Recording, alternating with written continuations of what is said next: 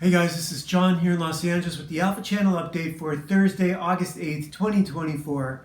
And today we have zero number 14. And take a look at this cover. It is a very interesting design. It reminds me of a t-shirt I had from A Clockwork Orange where they had the guy's whole suit broken out like a model. But this is the ultimate in a secret agent debriefing, if you know what I mean. He's all taken apart and rendered in pieces. I want to make sure I get the whole thing on the frame, but yeah. Let me back it up a little bit. I'm not quite sure exactly what the zoom is here, so might cut some of this out. But so this is number 14 by Alex Kot from Czechoslovakia, I believe. And here we have some agents busting in on Sarah, who runs the agency. Whether that's the CIA or just an agency, it's most likely just a secret private military agency. And these guys catch her, and they tell her to show us your hands, surrender. I like these two panels over here. This is really well done. The change in scale. And then we get the top floor of the agency. Now that might be modeled on the CIA's office building in Langley, Virginia. I don't know. I don't care. It doesn't matter. I don't like any of these characters. I don't care about any of them. So here we have Edward and the big guy.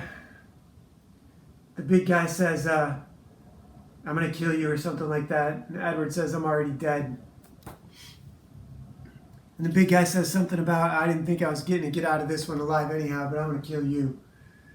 And so they start their fight. It's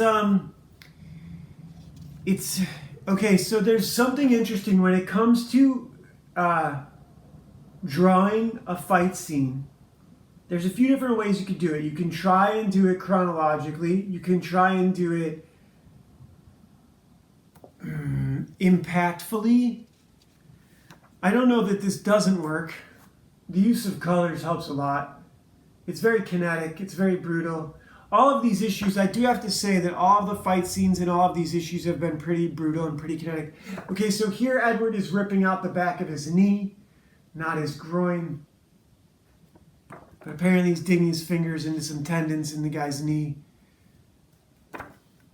The fight continues. It's very hard to dislike a comic book that is mostly a physical fist fight. This is what comic books were made for. So I have no complaints about this. This is good. This is good. This is the definition of good. And I am the target audience for this, and this issue hits home. If this was my first issue, I would go seek out all the rest. Not knowing anything else, this one is enough for me to go find the rest. See, it's the downtime issues that they get it wrong.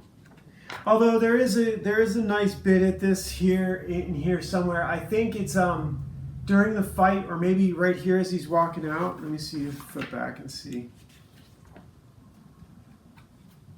Here Edward rescues all the kids who are going to be future versions of himself.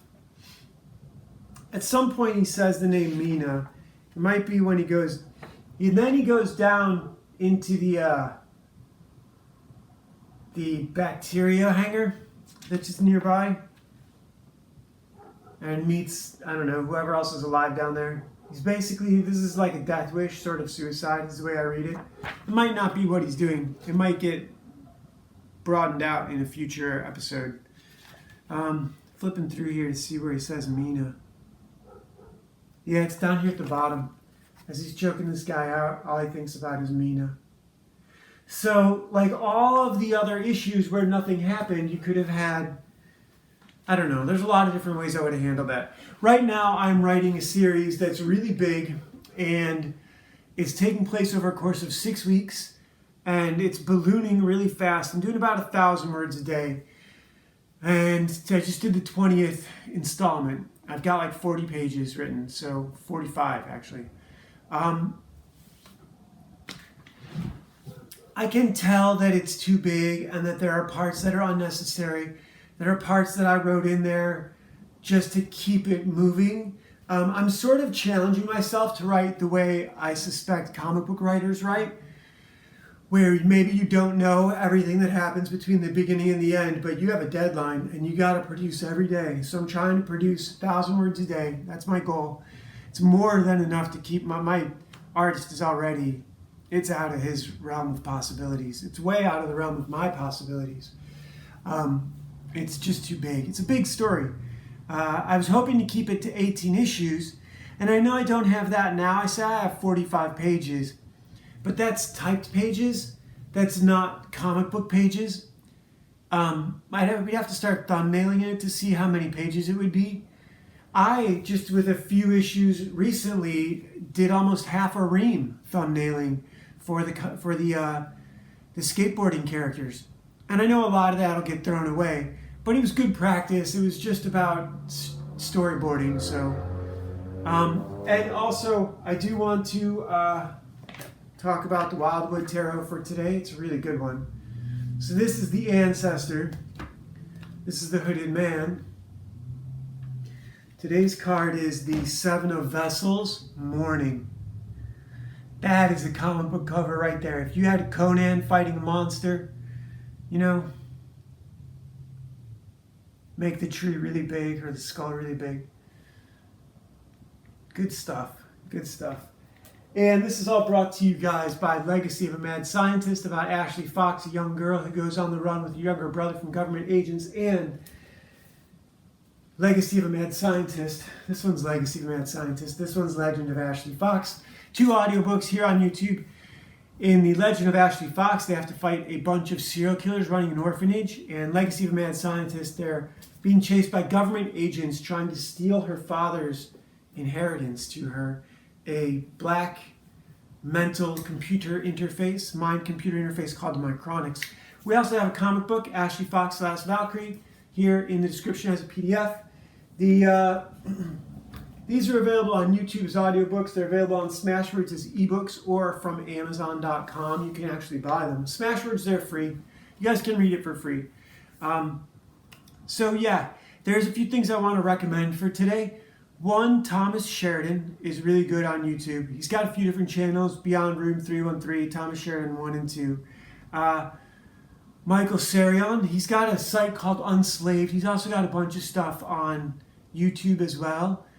He gets really into the European, Western, Irish roots of civilization. Also, Cliff High is doing some great work with, not with AI, but with projected, basically thought projection. The idea of the universal consciousness as projected through AI. If there's universal consciousness and we're constantly talking about everything we think, then those words are being typed out there in emails and in articles and in blog posts. And he is scrubbing the internet for language and has found a way to predict patterns in language around events, around future events, tension in language. And so check him out, Cliff High. He's there on YouTube. He's got a Substack too. Revelations of the Mother Goddess by David Icke is an interview with a woman named Arizona Wilder.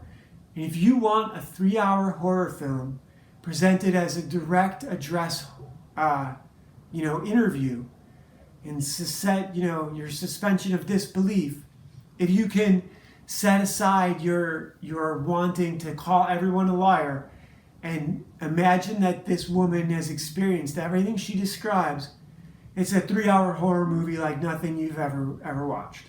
So that's a good one. Pat Garrett and the Billy the Kid by Sam Peckinpah, I think, is here on YouTube for free. And The First Man Max is a good one. If you haven't seen it, with Mel Gibson, I think he's like 21 when they made that movie. I think a lot of people have probably seen it. Most of my audience, I'm sure, has seen that movie.